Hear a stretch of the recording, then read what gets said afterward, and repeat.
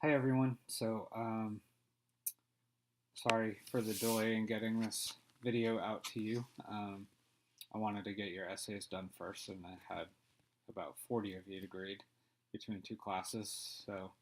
Um, but I probably should have done this first while it's fresh in everyone's minds. So I do apologize for that. Um, but this week we examined the scenario of should a UAV operator follow a target into a country that's been deemed off limits. Um, the opinion uh, on whether or not to head into the country for all of you was, I'd say, pretty much split down the middle. One thing I found that was kind of a trend is that sometimes we can use ethics to justify our actions instead of using ethics to make good decisions. The whole point of ethics is to give us multiple perspectives to deal with ethical dilemmas. So, ideally, if we weigh the ethical options utilizing different theories and we place them side by side, that kind of helps validate our decision making. But when we use it to justify a behavior, that's not how it's meant to be used. Unfortunately, very often is, especially with the utilitarian theory. And I know a lot of you resonate with this theory, and that's absolutely fine, as it's useful and sometimes very useful in some situations. But utilitarianism is generally used to make those decisions where there is no good option, um, and no matter what, someone is not going to be happy. Um, so, Utilitarianism is really useful for those situations, and some of you may or may not have picked up on that. I really don't care for this theory for this very reason. And we'll be diving into some other scenarios in the coming weeks that will kind of, I guess, exacerbate, if you will, these types of flaws in the utilitarian theory.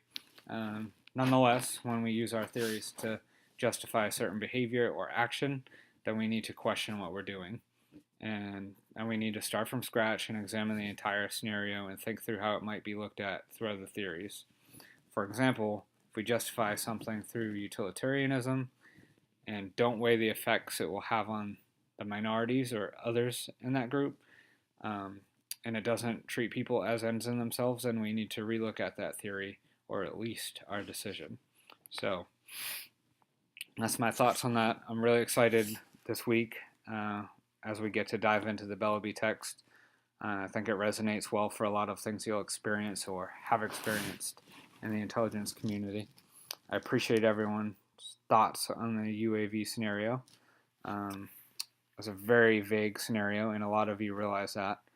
Some of you thought you should take action anyway, and you have to operate with what you know, and you just hope that the risks are worth it.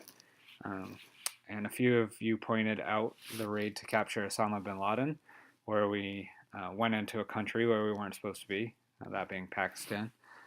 But the decision was that the target was legitimate and the target was worth the risks. Those are the conversations we had on the discussion board, and you guys are asking the right questions in your journals. So keep up the good work. Again, we'll be discussing the Bellaby text over the next few weeks and looking at some actual intelligence specific harms and how they should be applied to the ladder of escalation. So great work getting the essays in. If you have any questions, feel free to reply on this thread or send me an email. And other than that, good luck.